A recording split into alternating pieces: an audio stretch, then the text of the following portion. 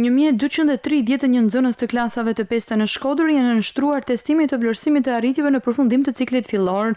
Drejtoria e Zyrës Vendore Arsimore në Shkodër, Brisela Kadia, tha se ky testim është mbajtur në 13 qendra. Është një testim që bëhet për të vlerësuar njohuritë që nxënësit kanë përfituar në 5 vite të arsimit fillor, I nënshtrohen vetëm nxënësit që ndjekin klasat e pesta dhe janë të organizuar në 13 qendra provimi, janë 63 shkolla të organizuara në këto 13 qendra dhe 1231 nxënës. 14 nxënës janë me aftësi të kufizuar dhe krahas testimeve të veçanta kanë patur edhe mësues ndihmës.